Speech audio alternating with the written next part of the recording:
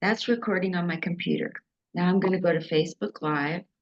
Then afterwards, I upload it to YouTube, TikTok, Snapchat, Instagram. Cool. So let's see here. What's going on? Take a second here.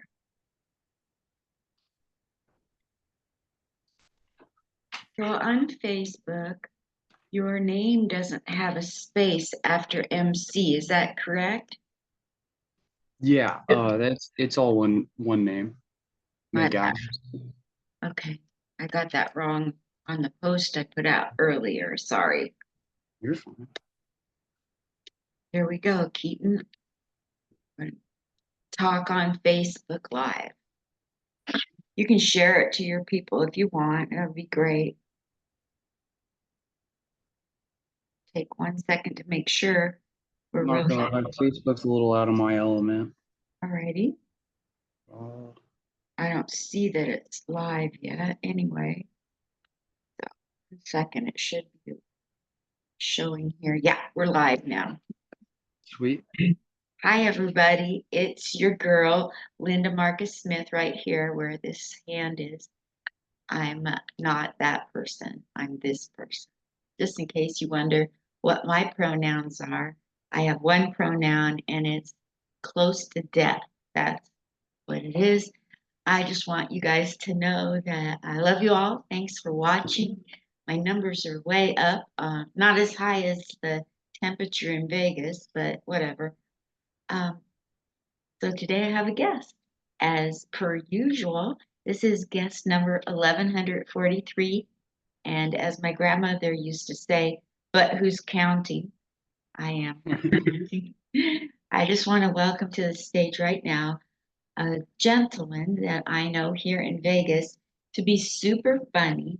And I'll go into that in a bit. But let's introduce him and let's get to know him and let's support his career however it is that you can find fit to do so, as we said in the 50s. So right now, let's welcome my guest to the stage, the one and only Vegas favorite, Keaton McAdams. Hi, Keaton. Hey, Linda, that was super sweet of you. Oh, it's so true. I love you. You're the fabulous. You know, there's some moody people out there in this business. You're not one of them. You're always level. I always can count on you for a hello, a smile, a hug, whatever. So That's easy. that's awfully nice because, you know, the business can be up and down, but Keaton McAdams is always Yeah, to be he's a counted cool on. guy. I like to think so. Yeah. So, you know, you're an enigma to me. You're kind of like them Russian dolls where there's, you know, one doll Nesting inside. dolls? Yeah, Yeah. yeah. You're like one of them. You know, How so? well, you're there, we see you, but there's got to be layers and layers underneath you that got you to be so nice. Not a lot of people your age, no offense, but not a lot of people your age are as able to talk to a baby boomer. You know, some people your age want nothing to do with a baby boomer. And so you have an old soul doll about you. You know, like one of your Okay. layers is you respect older people. Another layer is you respect women. I've never seen you be disrespectful to a woman, maybe behind their back, but not. And so I think you're an awesome guy. Not you're an awesome guy off stage, super funny on stage. You keep getting funnier and funnier, and I just want to promote you because I like you a Really? lot as as a human, as a comic, both. Yeah, I think the same can be said for you though, Linda. Like, younger people love you. You know, you've got a young soul or a youthful energy for Thank, sure. Young people like to see you light it up. oh, thank you. I I appreciate thought we were I thought we were closer in age. I thought we were like 5, 10 years apart. You're making it sound like we got a crazy age gap. you're gonna get me laughing, and the whole thing's gonna go to hell in a handbasket because I'll Uh, just be giggling the whole time.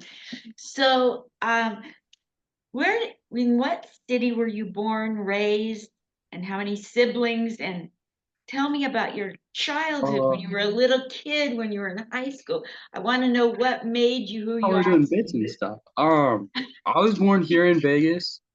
And I've lived here in Vegas my entire life, and I've got a bunch of younger siblings. My parents had me right out of high school. Got divorced like 3 years after that, and then they kept having kids though. They didn't stop with me. So both my parents have other kids. I'm actually watching one of my brothers right now. He's just out of frame. That's super. So Yeah. you're the oldest, Yeah. and so that explains a lot of your temperament. But sometimes older children that take care of their younger siblings have an attitude. You I don't don't take think, care of him that much. We just hang out sometimes. oh, that's cool. But we were eating pizza and watching the Olympic skateboarding before I got on here with you. So I was Do you putting like on to, some do stuff. you skateboard? Not well, but it's something I like to do. No way. That's so cool. Not good at it. I like to think I'm way better at comedy. How are they similar? um, well, they're similar in a lot of ways. If you listen to like professional skateboarders talk about committing to a trick, it's very similar to like committing to a joke, you know? Because there can be other people have talked about this, but there can be like self-doubt in comedy. I don't know if I find something I think it's funny, I usually because I've heard other comics talk about it. I know you got to go try it on stage, but it can be scary if you've got an idea and it doesn't sound pretty or it's about a weird topic. But if you think it's funny, you got to go out there and try it and try to get. That's what I didn't understand or what I tried to understand when I first started is how to like convey those ideas in a way that you can make people laugh and see. You have to make them see why you think that it's funny.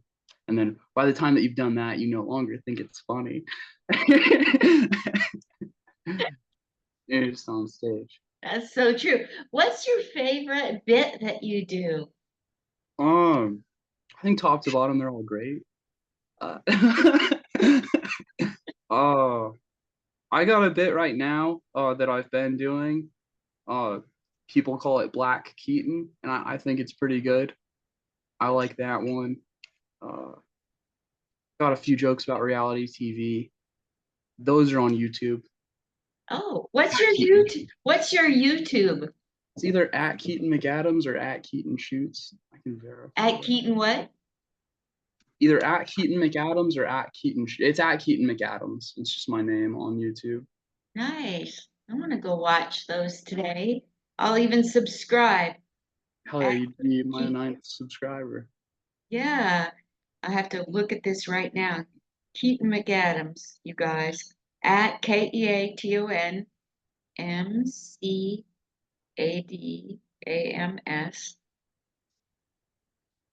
Are your fingers fatter since the pandemic? Um, I've always had fat fingers, so I don't know. It's a good question though. I try to type and I hit 2 or 3 letters now. What's that Well, about? that's something I haven't noticed. I got a bigger phone in the last few years, so that's something I'd be blind to. Yeah, I like those stylus pens because then you can keep your finger off it. It's a Those whole are nice. different topic than I wanted to go on right now, but My anyway, dad's got one of those phones that flip open like a laptop. It's pretty neat. yeah, those are cool. The bending glass. Yeah. Um, Nate Bargatze's got a joke about how if he was to time travel and he like went back 100 years, he doesn't think he'd change uh, anything at all. And I think about that every time I see one of those folding phones because like a folding piece of glass makes zero sense to me. Totally. I know it blew my mind when I saw that folding phone. Yeah, There's you've seen like every iteration of the phone. what?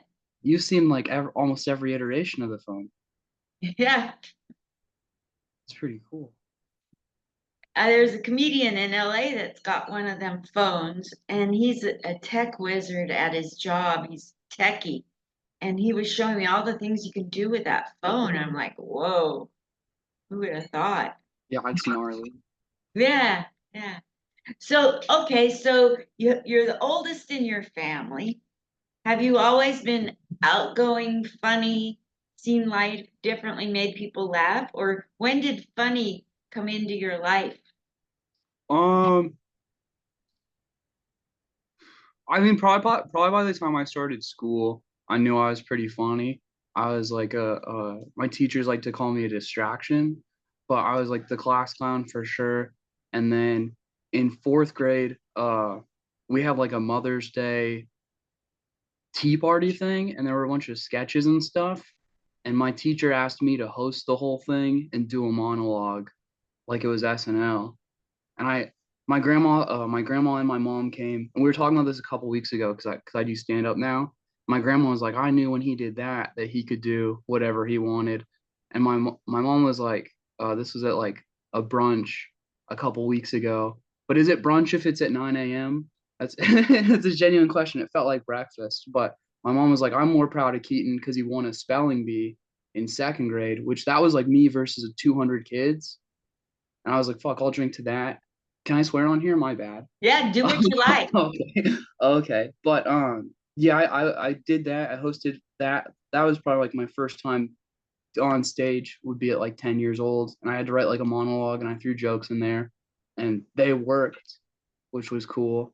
So when I started doing stand up, I knew that I had kind of done it before, just as like a school event. But Was everybody really proud of you, not just family, but like teachers and classmates when you did that SNL sing thing thing? yeah, my teacher thought it was really cool, and then she said she thought so. Yeah, she thought I was really funny. She was like, "You're probably gonna be like a comedian or an actor or something cool."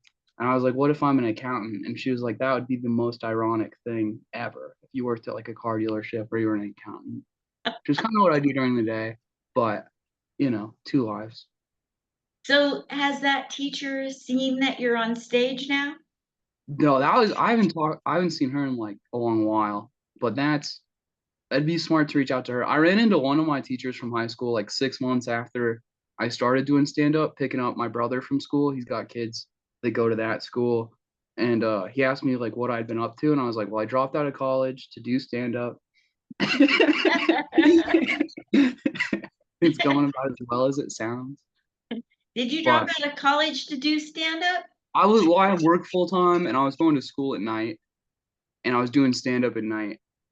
And once I got like my first break while I was doing all three, I realized one of them had to give, and it's like I'm not gonna use a business degree in stand up. I'd like to say I'm all in on stand up. I love that. I love Yeah. that. So, what made you decide when was the moment that you said, okay, I'm gonna go on in a comedy club or in a bar and where was that at? How did it go? What have you learned? Okay, so I tried like when I was in high school, I tried to find places that would do it because we're in Vegas, everything's 21 and up. So that kind of just put a damper on it. I wasn't smart enough to get a fake ID. I don't know if that's the word to phrase it, if there's any kids watching, but if you want to get experience in a city like this and you're under 21, you have to get a fake ID. And I didn't think that far ahead. So I waited till I was 21, and then when I was 21, I was busy enjoying myself for about 10 months, going to going to regular bars and casinos and stuff. And then I don't know if something happened or something clicked, but I knew I wanted to go. I'd never even seen a comedy show before I went and watched the open mic at Wise Guys Comedy Vegas. So I went and watched it on a Tuesday with a few of my buddies from high school. I brought them down there, and I was like, we got there late because I'm a fashionably late person if I'm not on a show for sure. So I got there late. I tried to sign up. I didn't even know what I would have said, but they wouldn't let me sign up. And the next night was the Wednesday mic, which you have to email for in advance. And I went to that one just to watch. And I met a few guys there. Shouts outs to Barry Corcoran. Has he been on here? Yes, he did. I'd love to have him Oh, back on. He's very sweet. fun. Yeah, he's awesome. So I met him before I had started doing stand up, and I had seen him and Parker tied there both nights. I met them; they were both friendly. Shouts outs to those guys. But I asked Barry, I was like, "How often do you go up? Where do you go?" And he was like, "I go up 5 times a week." And I was like, "That's how you get good." And he was, I don't know if he'd want me. He talks about it, but he was Pauly Shore's assistant at the time, so he definitely had some pull at the club. And when I was telling him like I wanted to try stand up, he was like, "I can get you up right now. I can get you up right now." But I had nothing prepared. I was like, "You know what? I'll wait." And then I went home that night, and I had stuff I had thought that was funny, uh, that I like thought could translate to stand up, and I ended up writing out only 3 minutes, which I thought was like the standard. And then that next night, I went to the Ocha Thai bar at 11 p.m. and did stand up comedy there for like 4 people. Had a blast. Ochitai was fun. It was a whole lot of fun. Was that when Rivera was Yeah, hosting Ty your show? Rivera was the host of that. Not to name drop, but yeah, so Ty Rivera was the host of that. And I didn't even realize that like every host was a comedian. I thought he was just like a guy that put on a show, which is a funny thought in retrospect. But because I hadn't seen the host for the other open mics at Wise Guys the 2 times I went, so I just thought, oh, there were people who liked running shows. It sounds crazy in retrospect, but I didn't realize Ty was like a comedian. And then I subscribed to Kill Tony, and the week after I went to Ocha, Ty was one of the panelists on Kill Tony, and I was like, is this show falling off? Is this guy not like a big deal? But then the week after that, Joe Rogan was the guest on Kill Tony. So it was like Ty Rivera, Joe Rogan. If you go look in like the early August, July of 2022, that's the order. Unless they might have whitewashed Ty from the internet, but Yeah, he he was was, pretty edgy. yeah, he was like he solidified that. I don't know. It is a crazy game. There's highs and lows. Yeah. Ty was a good friend of mine. He's the reason He's I went. always very cool to me. I won't say anything bad about him. Yeah, he's edgy. I'll just say he's edgy. He was my one of my best buddies when I moved here. I love him. He was I always haven't super seen cool to him in me. a long time, but I loved him. He knew that was my first time on stage. He was always super cool to me. I don't know if he tried to introduce me to people, but I feel like that's something he might have. It's been years, but I ran into him last year at Skankfest in the green room. And he was super cool. Didn't act like he didn't big time me or anything. He knew who I was. That's super. Yeah, Super. he's a good dude. Or yeah, from my account, he's always been a Yeah. good dude. Yeah. I mean, he has a persona, and I think the persona on stage mirrors who he is in real life. So, He good for kills him. on stage though. Oh, oh yeah, I'm not That's knocking real him. about the guy. You Fucking can't crushes. you can't hold a candle to him off stage or on stage. Yeah, he's super funny. He's gonna He no. is. That's I think everybody should be who they really are, and he does yeah. that. That's what I There's mean. It's a compliment. absolutely. There's one thing I saw. Ty did like the roast of America in 2016, the first time Trump was running for president, and it was on like BET. I want to say it's on YouTube, and he went in and he crushes for like 6 minutes, and it's all jokes about the election and race. It's very edgy, very funny, and it like he crushes for because it's him in a room full of people that don't look like him, and he does very very well. It's impressive. Oh my gosh. Yeah, there's so many good memories with Ty, especially at Wise Guys. When, like just he's so freaking funny. If you're gonna be edgy if you're At out least be there, funny. Yeah. huh? If you're gonna be edgy, you got to make it funny. That's what a few people don't understand. That's right. And Or you open can minded. you can get away with anything on stage if you're smart enough to make it funny, and he is. True. Yeah. Okay, so let's talk about the things you have accomplished since 2022 when you started.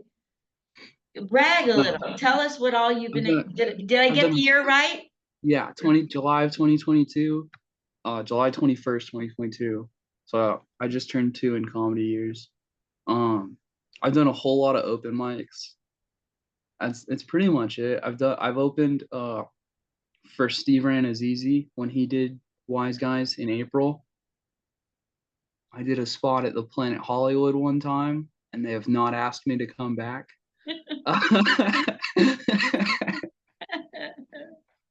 That's a tough room. That's what they say is it's a tough room, and the places where I wanted them to laugh, I got little laughs, but they seed it funny. You can make excuses all day. I saw Edwin San Juan went up at headline, he crushed. So if I was, I don't know, I only did 5 minutes. I feel like it is hard to get big pops in like a little amount of time like that, but you see people do it at Wise Guys. There's 3 minute sets that work.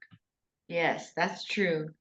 Everybody finds a way to That get was that was almost a year ago. I feel like if I went there and did it now, it would be a little different. sure it would. That, Sure. that was my first time even seeing the room. I think the first time you're at Planet Hollywood, they should expect you not to do well.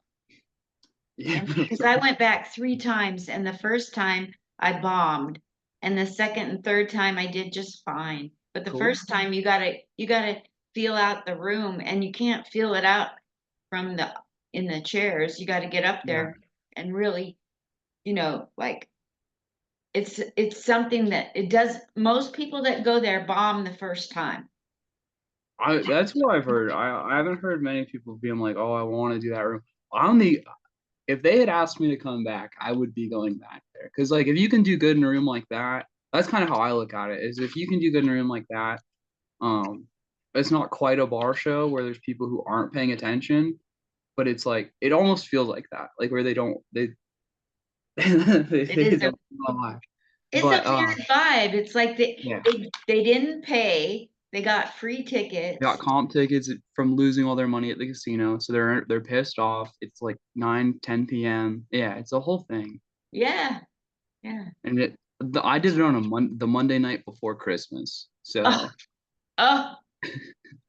I think Christmas was the following Monday. I did Would it. you say that was the worst experience you've had in comedy No, so I just bragged about it. It's one of my credits. I had fun.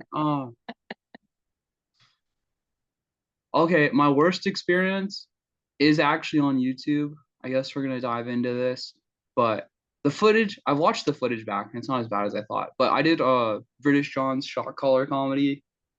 I forget when, but I did that, and you only when I did it, you only got like 90 seconds, and I think I had agreed to it like that day, which isn't really an excuse. I have more than 90 seconds.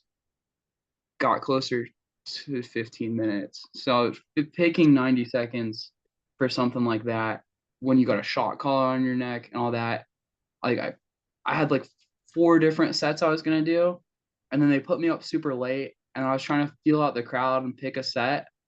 And then when I got up there, I did like some of my oldest jokes, or I tried to do some of my oldest jokes, but um I wasn't planning on it going well. And the first laugh I got threw me off because I was so in my head to where I just forgot what I was gonna do.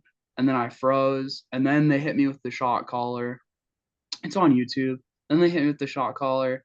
Um, and then they were like, "We're just gonna keep you up here." So I could have, they would have given me extra time. It sounded like, but so I did one of my racier jokes that actually got a huge pop, and then and then they shocked me again. And then the host he tried roasting me, but he went up and did 5 minutes at the top with no shot collar, and it was to no laughs. So I like he was like he's a British guy. Now I'm just shit talking, but he was like he was like, I can't even think of a roast joke for you, but the YouTube comments are gonna be so brutal.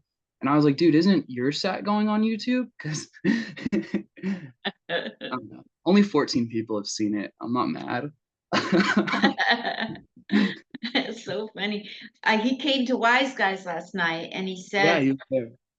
yeah, he said, hit me up because I have paid spots. So he walked by me, and You guys pay. You guys pay. Uh, or yeah, in my experience, he's paid. And I heard that he does parking validation now. So Wow. as far as the show goes, I've heard good things about him, but he tried digging me while I was on stage, and that's part of the show. I understand that, but his set wasn't crazy strong either. And I thought I to go back to skateboarding with messing it up. I ended up landing it in the end, and that's what Kool-Aid was on the panel. I'm sure you know Kool-Aid, and Yes. he's a friend of mine. But that was like a low point for me. I didn't feel good about that, and he wouldn't say anything mean about me on stage. Like he he wouldn't. Like he could have. I know he could have because he was saying some pretty vicious stuff about other people, like in a joking way. That's what it was. It's like a roast, sort of. But he didn't say anything mean about me. He totally could have. Shouts outs to Kool-Aid. Yeah, I love Kool-Aid. He's awesome. So I messed up. That's the worst I felt on stage. So what did you learn from? I don't learn if I do well. If somebody says I killed, I don't learn from those. I learn when I bomb. That So one, what? that one, I mean, I'd say like be prepared, but I go up unprepared all the time and try to riff, and sometimes you can find stuff in that. Sometimes that's how you write. Uh, but I guess that's at open mics. At like a show like that where people are paying tickets, be prepared for sure, or at least if you are prepared, commit to be prepared to something. Because I wasn't committed. I had a bunch of shit in the air, and it just didn't end up working out. But I'm not even tempted to go back. When for a second I was like, I want to go back and prove that I can do it, but at this venture, I don't think I need to. Yeah. I will. There's something about you when you talk to an audience. I don't know if you know this about yourself, but when you talk to an audience, the audience authentically knows that you're enjoying what you're talking about. And you're not putting it on. It's really who you are. You really enjoy the topics you talk about. And a lot of people don't know how to translate that. I'm not saying they're in their head. I'm just Right. saying they don't breathe life into what they're saying. When you come on stage, you're like, you even laugh at some of the stuff that comes out of your mouth. Yeah, I think. Well, going up because a lot. Sometimes I come up and like I'm not monotone, but my voice is in like a register where it's all like around the same place. And some jokes, if you're doing racier or darker stuff, you got to at least sell it with a smile. And I don't know, I'll laugh at my own jokes if I think the crowd needs to see it, or if I just think it's funny coming out. Because I don't. It's not like I sit there and read my jokes and like laugh at them, but sometimes saying them, they are funny. Yeah. And like it people used to tell, sounds like I'm sucking my own dick, but sometimes I say my jokes and they make me laugh. It's yeah. like that. And that makes it, you can some people can't get away with laughing at their own material, but you can. And Yeah. that it's one of your superpowers. And one of my superpowers is I don't look anything like what comes out of my mouth. So I Yeah. work with that. What I've noticed, Larry David talks about this, but when he did stand up, he'd say if the crowd didn't like it, he'd kind of like flip out on them and like be like, "What are you monsters? You don't understand." Like, and he'd start taking shots at the crowd. And I have jokes that I've done like pretty consistently over the last 2 years, so I know they should work. Like if the crowd's laughing, there's like, or because I have like, it's hard to describe, but like over the course of a minute, I'll put in like 4 or 5 jokes, and if 4 of them work and one of them doesn't, I'll be like, normally all 5 work. You guys, you guys are an off crowd. Like not like I'm judging every crowd individually, but when I get off stage, I totally do judge each crowd individually. Yeah. So what's the silliest thing you've done on stage besides shot collar comedy? What's something that like happened when you were on stage, something goofy happened, or something you witnessed when somebody else was on stage. I had, I had some crazy things happen in the last 10 and a half years when I I was on saw stage. I saw a guy who no longer does stand up, or doesn't do it right now, Tanner Hoops. I saw him chug a beer out of a prosthetic leg. while he was on stage. I saw that. One time, a month or two ago at Wise Guys, I was on stage at the open mic, not hosting, but the host threw me up first. Didn't tell me he was going to throw me up first, so that kind of throws you off. And there were some girls that I knew there, which is adds to it, the pressure. But yeah, so I go up like first. Didn't know I was going up first. Some people I knew were in the crowd, and then the fire alarm went off 90 seconds into my set, and the lights shut off, and then the lights started flashing, and they did not reset my time or do anything. I made a couple jokes about it that actually went over pretty well, so I was able to get off stage, and I was actually giving out my Instagram and shaking hands after that set more than a lot of open mic sets, and it was weird though. It kind of at the in the moment it pissed me off, but after getting a bunch of compliments about it, you're like, I guess that was cool. Yeah. Guess I'm lucky the fire alarm went on and fucked up my set. So sometimes when comedians go on stage, they lightly roast the comedian or the comedians of the night that have been up before them, like who've Uh-huh. been weird or difficult to listen to. What's the funniest thing that you've said about a comedian that's been up before you? Oh, there's a few. Uh, One time, I won't say the guy's name. There's a bigger gentleman doing a bit about the grocery store. This was when I first started doing stand up, and I was like, keep it going for that guy. He made the grocery store sound like fucking Disneyland, and the place blew up. And I was like 4 or 5 months in, and I was able to have like one of the best sets I'd had at the time. Uh, Last night, the guy before me was talking about bagels and donuts, and he was like a newer open micer, but it wasn't too funny. I didn't hear too many punchlines, but I didn't want to dig at the guy, so I went up and I was like, "Whoa, um, all my jokes were about croissants and danishes, but that feels stepped on now." And that, yeah, usually if you can break the ice like that, they'll listen to you. I forget what I did 2 nights ago. I've been landing a lot of those lately. I know that You I know, think pushing that's it one of your before me. superpowers. Yeah, trying to think. But yeah, I try to do that. If I'm paying attention to the person before me, I usually try to think of something.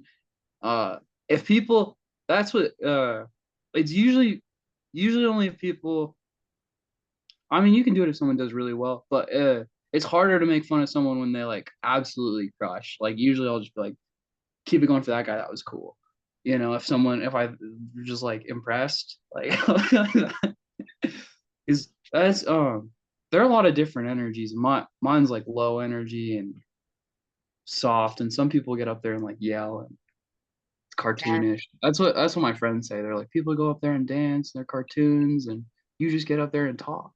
Yeah. But yeah, it's easier Yours to upkeep yours that. is the Yeah, hardest to accomplish I because don't like think so.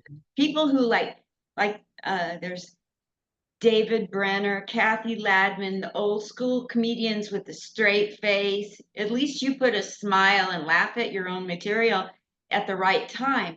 But Yeah, it's really hard to use a voice in a small voice register and be low energy, like you are, and stand still and not be cartoonish and get laughs. And that tells me that your material is stellar. thank you. But from where I'm sitting, like when I first started, I was working like long days and going up late nights, and I was like, I'm not gonna put on a character and try to be all high energy because that's hard to upkeep. And it's like, do you do that shit off stage? That's what it throws me off. Is Linda Marcus Smith? That's your like legal name, right? Yeah, Marcus was my maiden name, and then I got married and divorced and kept the Smith. Okay, my mom's got two last names, so that I get that. Or she kept my name or There's a, mine. I was just going by Linda Smith, and then as luck would have it, there was this lady at Caroline's Comedy who was the booker for new talent, and her name was Linda Smith. And so she Oh, didn't like me being Linda Smith, so I said, fine, I'll put my dad's name in the middle. Cool. But that doesn't really bring the energy in the room up. That's a cool name. But I do think it's like, I mean, people use stage names for a bunch of different reasons. But like when you know someone for 6 months and then you see their debit card and it says like a completely different name, you feel lied to, you feel betrayed. It feels very inauthentic, you know, because like I call you that off stage, you know, and it's like, you know, there's no way Bob's a nickname for Anthony or you know, it's stuff like that where it's like you're going by Derek and your name's James and your Exactly. what's your middle name and it's not either of those, you know, it's yeah, it's like making up a porn star name to do stand up. But yeah, You you Keaton mentioned McAdams is my you name. mentioned something a little bit ago, and you said something about it would be a good premise for a comedy. I wanted to go back to that. When people are you didn't know that Ty was a comedian because he was hosting. I told somebody on the way to comedy one night that I was going to be hosting a show, Mhm. and they said, "Oh, so you're not the comedian on the show." And I wanted to deck them. Like, Yeah. but the general public does not assume. Have you ever noticed that hosts don't get very many laughs? Yeah. Well, I mean, it depends on the host. When I host, it usually goes pretty good. But yeah, no, because you don't think because they let like athletes host events and stuff now, or like actors. It doesn't have to be like funny usually. Yeah. And so I think that would be something next time you host. I'd like to see you do a thing about, you know, that yes, I'm a comedian. Something about, or you don't think maybe that's not, if you don't find that funny, maybe you don't think I'm a comedian. Maybe you just think I'm a host. Or like, I'm not, and then Yeah, I don't know. well, I think that's really a funny premise for a host. I'll play with it. I do have something lined up in the next few weeks if I can think of something. I'd love to invite me to it. I'd love to see you play with that idea. Well, you're invited either way, but I can't promise it'll make it into this set. Well, what would you like to tell people? Like, let's say people are on here after nobody watches at the time. I'm not into telling people, okay, get on here right now. I let them look later. But people that are going to look at this on YouTube and Instagram, TikTok, Facebook, and say they're thinking about doing comedy, what would you like to say? They're new at comedy. What would you like to say to them? Um, the best comedy advice is always like the most simple stuff, which doesn't sound genuine, but it is just like get out there and do it. Get out there and try it. Uh, yeah, because if it the best advice I ever got was like when I first started, my friend Parker Tighe, who just moved to New York to do comedy. Shouts out to Parker Tighe. Uh, I was Miss them telling him I was already. nervous. Yeah, me too. I was telling him I was nervous about it, and he was like, if you don't do well, who cares? You know, and if you do well, who cares? You know, because you still got to go out there and do it again tomorrow. So it is about being consistency is part of the game.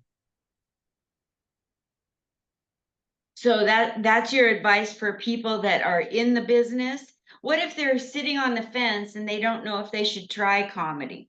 What would you Well, say? yeah, go out and try it, and if it doesn't go well, keep trying it. I don't know. That's what if it didn't go well for me, like I like because people have good sets and then they have bad sets. I like to say it's like an at bat in baseball. You can go up there, you can strike out, or you can hit a home run, you know, and that's every night's different. But I'd say like my second or third night, I started hitting triples and home runs, and Yeah, and that made it a hell of a lot easier to want to go out and do it more.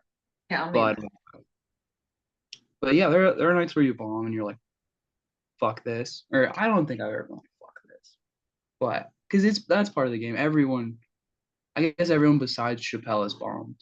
Chappelle's like the leader in North Korea, where you hear stories about his comedy career and you're just like, no way. But He says he was 15, his first set went well, and since then he's been the greatest comedian alive. And I honestly believe him. I don't doubt it. The stories are just crazy. Yeah. Yeah.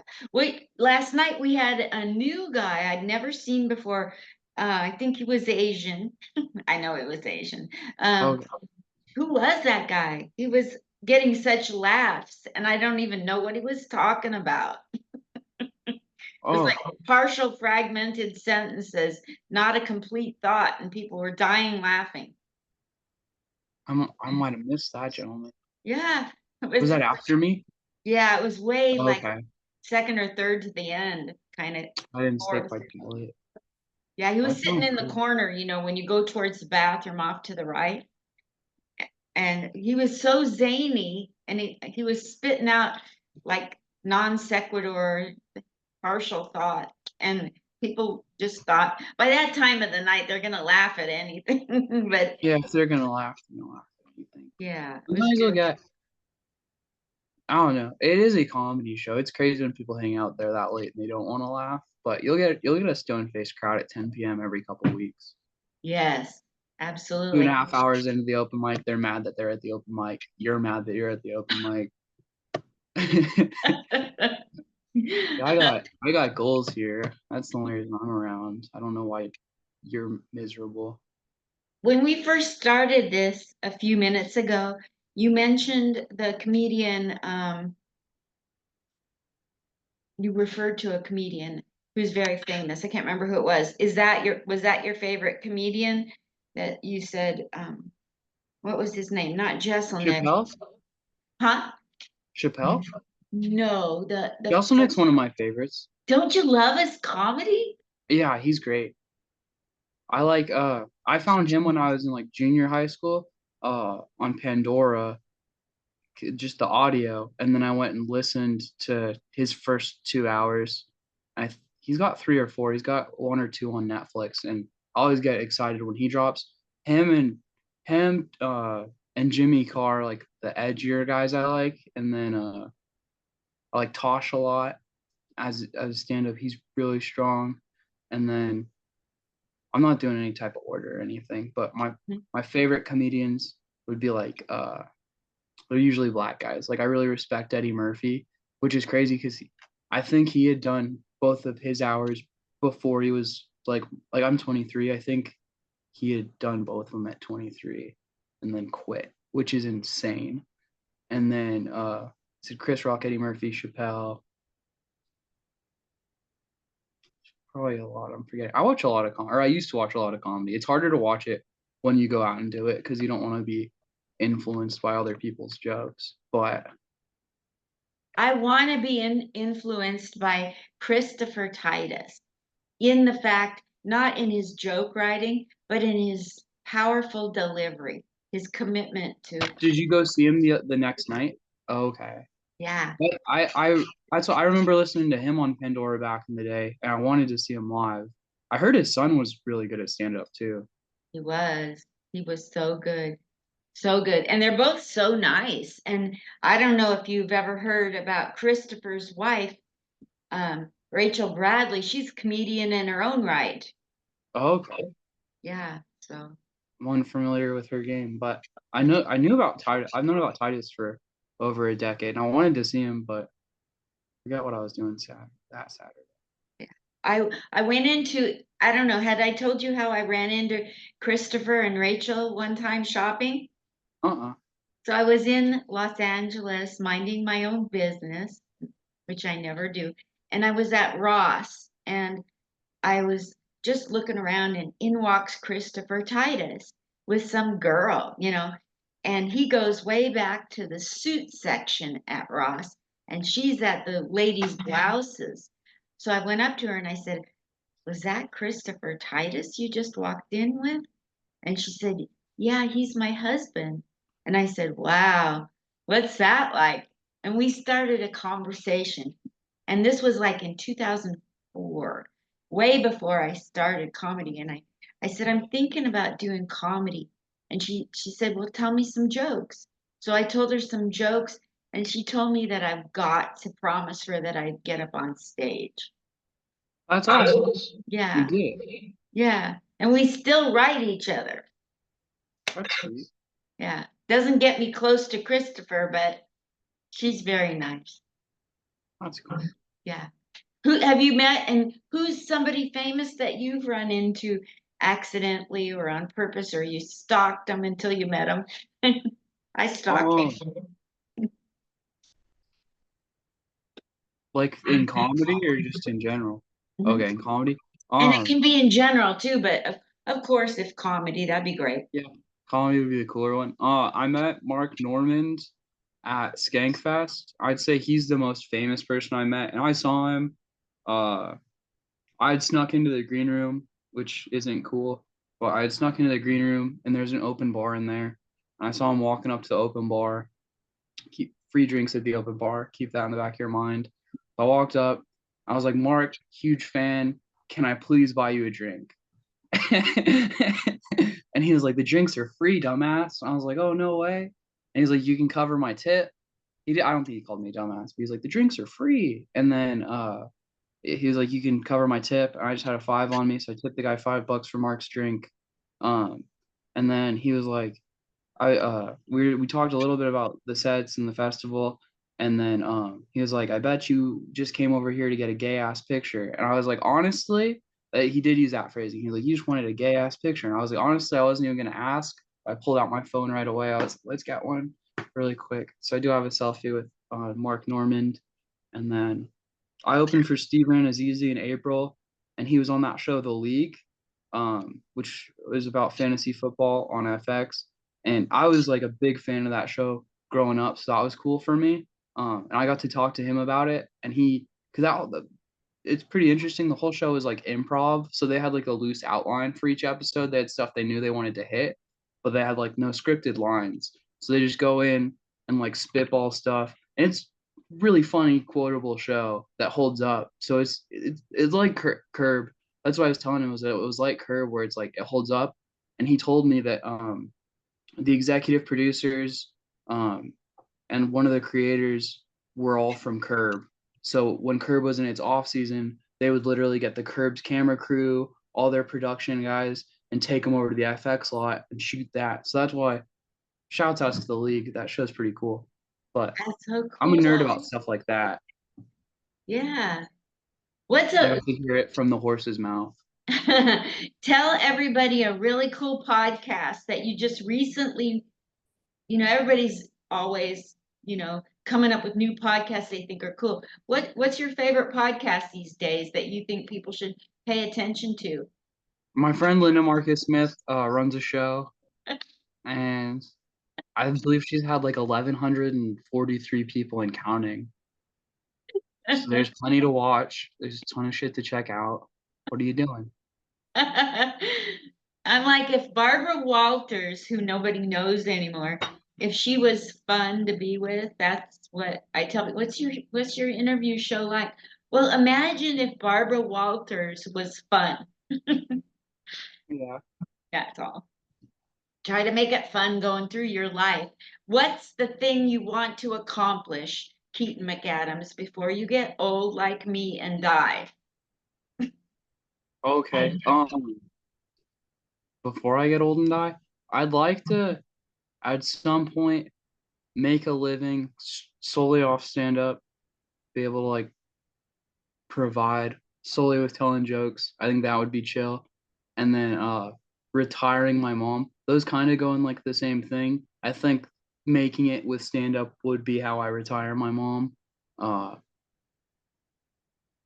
So but you're pretty close to your mom, huh? yeah, I like my mom. That's cool. That's probably why I like you. No, seriously, it's probably one of the reasons why I like you, drawn to you, because I like people that have been influenced by their mother. Like whenever I feel close to somebody, I'll find out that they have a close relationship with their mother. It's so weird. Yeah. I should be a psychic. What am No, I but doing with a podcast? I should be a I'm the same psychic. way. I tried writing a joke about it where the only time I experience prejudice is when someone says something bad about their mom. Because it's like, I don't even take into consideration that they could have a bad mom, but it's like it's like who fucking doesn't love their mom, you know? That's that's how good my mom was, I guess. That's Some people, super. yeah, some people don't have good relationships with their mom. Yeah, I love my mom. That's Shouts fabulous. outs to Amanda. Hi, Amanda. Have we met? Has she been to your comedy shows here? She's been to a couple. I don't know that you've met her. Yeah. Well, next time I'm around, if she's there, I'd love to meet her. Well, Cool. let's get out there, you guys, and let's support Keaton McAdams. Facebook, Keaton McAdams. YouTube, Keaton McAdams, right? Right. And Instagram and Twitter at Keaton Shoots. Keaton shoots like basketball. Like pictures, Oh, okay. right? Keaton shoots. Or Keaton Shoots, like a basketball. Whatever, however you like to perceive it. So it's Kate, your last name and SHOOTS. It's my first name, Keaton, and then Shoots. That's what I meant. You're right. Yeah. Yeah, Keaton Shoots. I almost get everything right. You've been a delight to have on. Thank you It so was much. delightful coming on. What? It was delightful to come on. Thank you. I can't wait to see you again and get a hug. I miss, like I don't, we don't get, you can't hug people on this Zoom thing. I Yeah, like to hug. me too. See you later. Thank you so See you, much. Linda. Thanks for Keith having me. McAdams, everybody. Yes. Later. Bye.